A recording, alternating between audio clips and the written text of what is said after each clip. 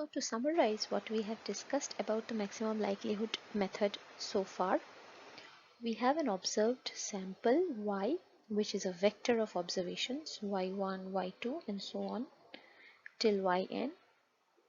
And in the current example, they are Sachin's scores in the first match, second match, third match and so on for n matches. And from this we are trying to estimate the parameter weight of Sachin's bat, which is a single parameter that characterizes all the probabilities of Sachin's performance. Right, so this theta is my true parameter, and we are trying to estimate the MLE estimator theta hat.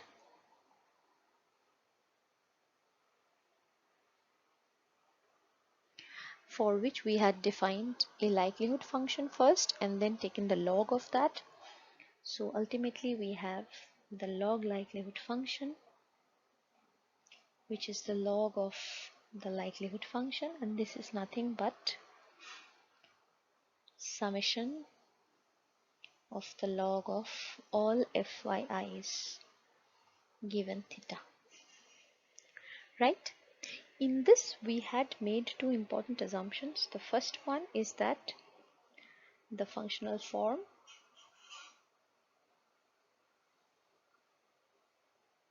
Fy is known and doesn't change.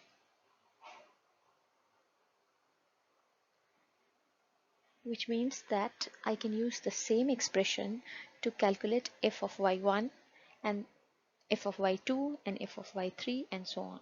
So that the functional form, the distribution does not change and it is known, right? That's an important assumption.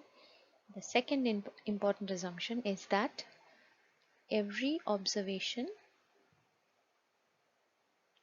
is independent of the other.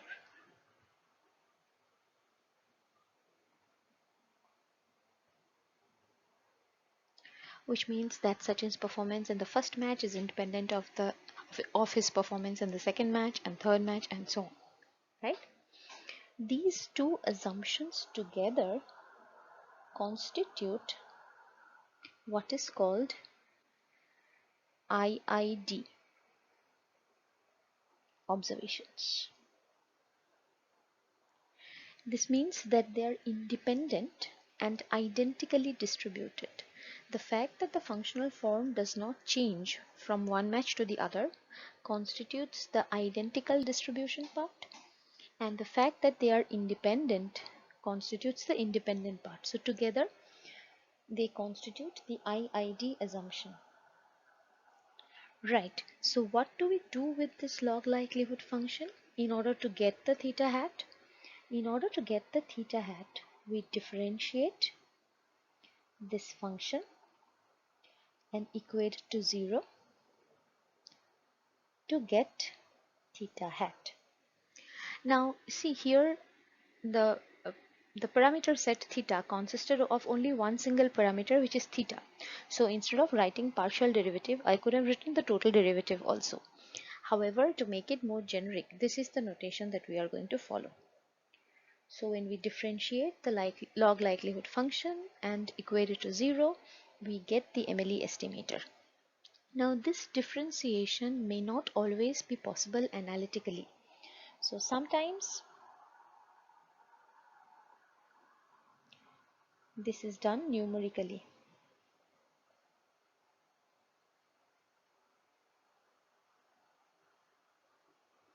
Again, to summarize, theta hat is nothing but that value of theta which maximizes L theta.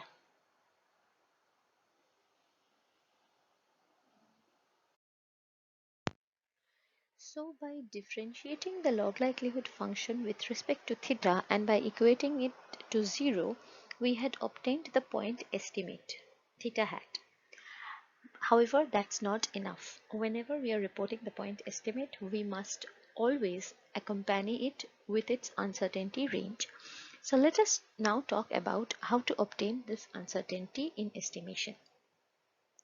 So maximum likelihood method would give the estimator theta hat, However, it's not just the theta hat, but the uncertainty around that we are interested in. So one can get their errors and confidence intervals. These errors are written as standard error of estimation of theta hat. So every theta hat must be accompanied with AC of theta hat, right? And this standard error, as we had briefly talked about earlier, comes from a sampling distribution. Now, let us again go back to the example of Sachin's performance in matches. We had observed, let's say, 100 matches, so our sample size is 100. If we look at the first 100 matches of Sachin's career, then we would get a certain value of point estimate theta hat. If we look at another set of 100 matches, we would get another value, and so on.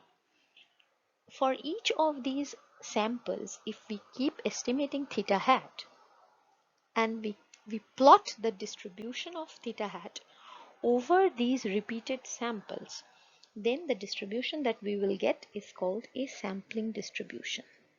So this is the distribution of theta hat over repeated sampling.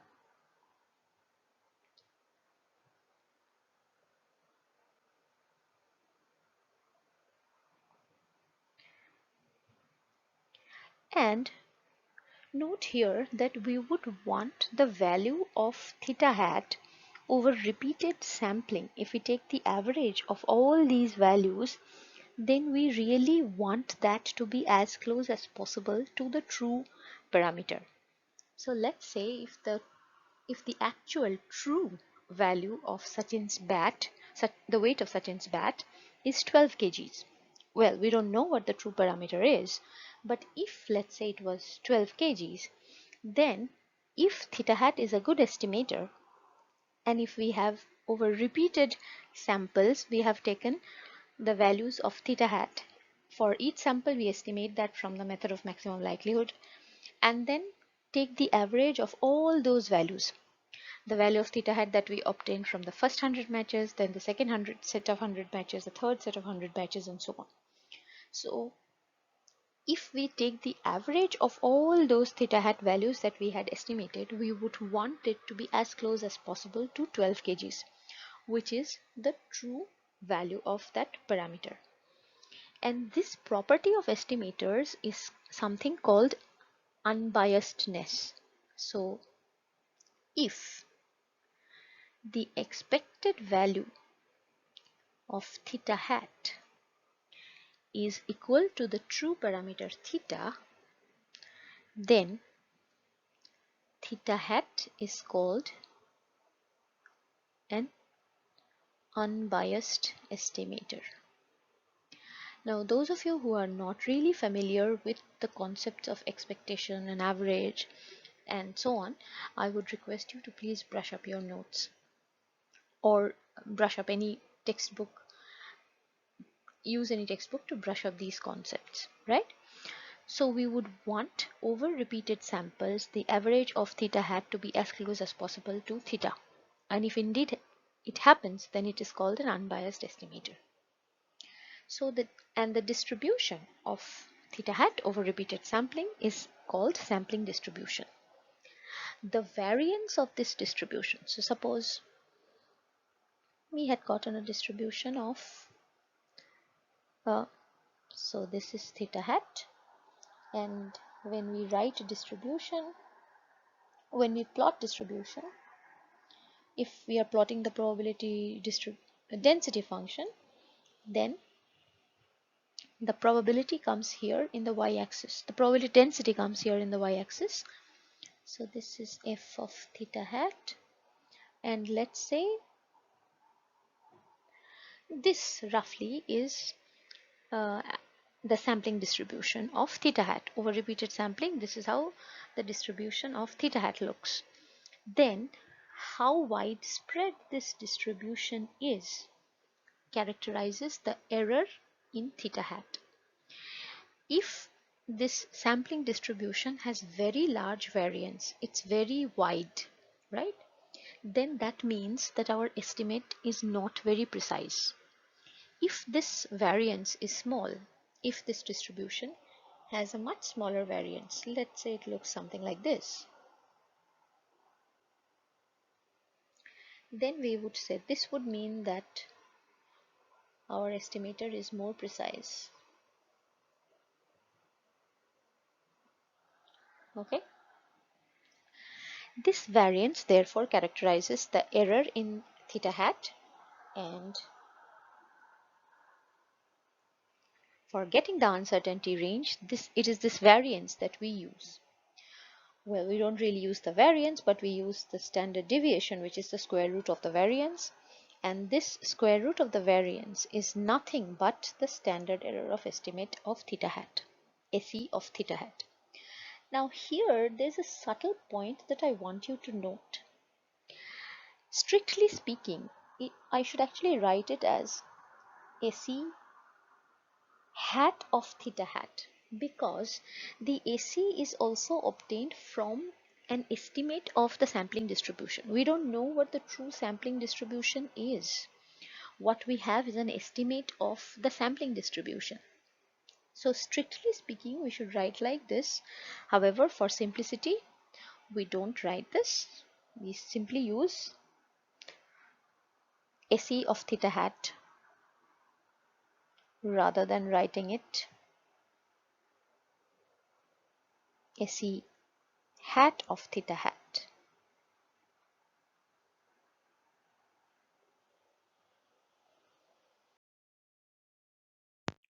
So continuing our discussion on the uncertainty in estimation within the maximum likelihood method framework, we already know that the standard error of estimation, AC of theta hat, is used to obtain the confidence intervals or the uncertainty range around the estimator theta hat, and this standard error comes from the sampling distribution of theta hat.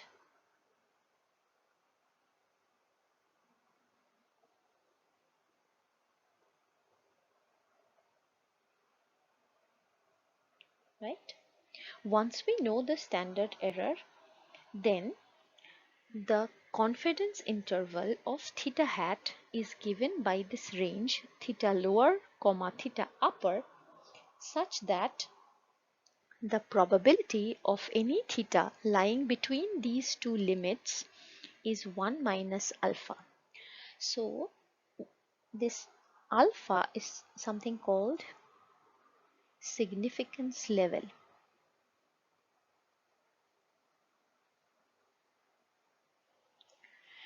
Let us take an example. So when alpha equal to 0.05, which most often it is assumed to be 0.05, then that would corresponds to 100 into 1 minus alpha, then becomes 95%. So 95% confidence level, right? What does this mean? So let's say the 95% confidence level interval of Sachin's bat, the weight of Sachin's bat is 9, 13. That would mean that we are 95% of the times, we are 95% sure that Sachin's weight, the weight of Sachin's bat lies between 9 kgs and 13 kgs 95% of the times, right? Example, 95% confidence interval of theta hat is equal to 9, 13 would mean that 95% of the times the weight of Sachin's bat lies within this range, lies between 9 and 13 kgs.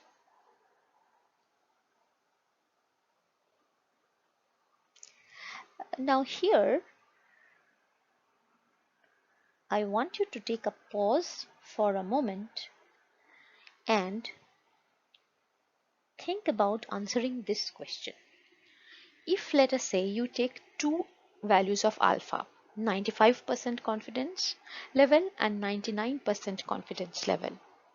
Then try to think for which of these would the range be wider and for which one it would be narrower. Just take a moment and think about this, right? All right. Next, we see that the confidence intervals can be written in a most generic form, and this form in fact we had seen earlier too, which is nothing but the confidence interval of the MLE estimator theta hat is nothing but the point estimate theta hat. Remember, we got theta hat by differentiating the log likelihood function with respect to theta and equating it to 0, plus and minus some critical value times the standard error of theta hat. And this critical value depends on alpha, right? So the standard error of estimation depends on the sampling distribution. The critical value depends both on the sampling distribution as well as the significance level alpha.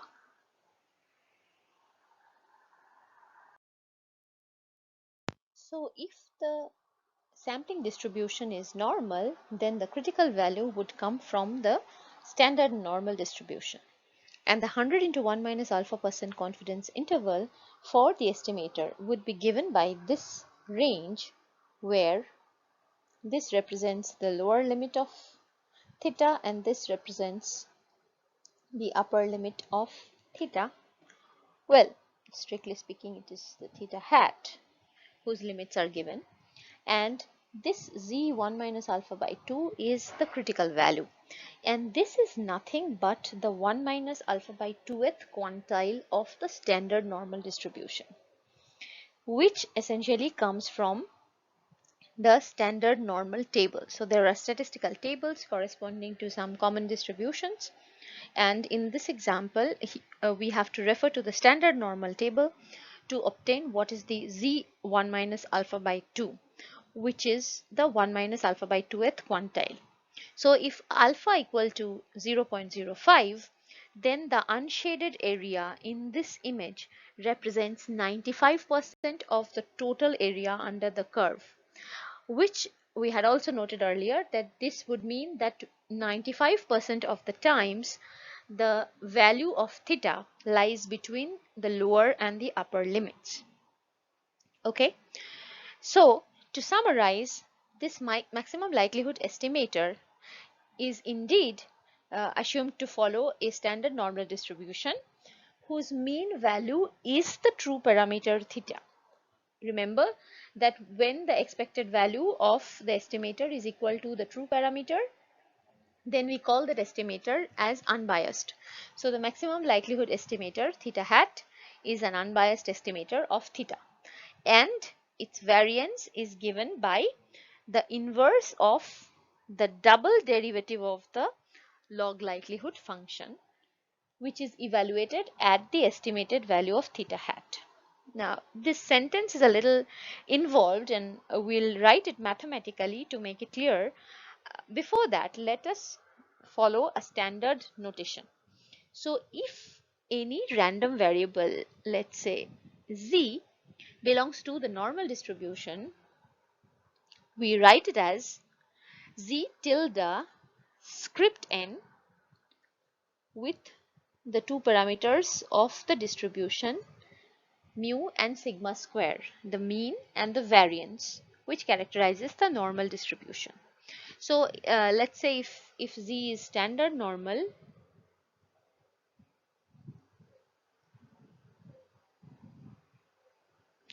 then we would write as z belongs to normal distribution with mean 0 and variance 1, right? So this is a notation to write how a random variable belongs to a certain distribution with its given parameters. Now if I am to write this last statement mathematically, then I would write it as theta hat belongs to the normal distribution with mean theta and variance is the inverse of the second order derivative of the log likelihood function with respect to theta, the inverse of that, and this whole thing is evaluated at theta equal to theta hat. And this will be clear to you when we actually solve an example.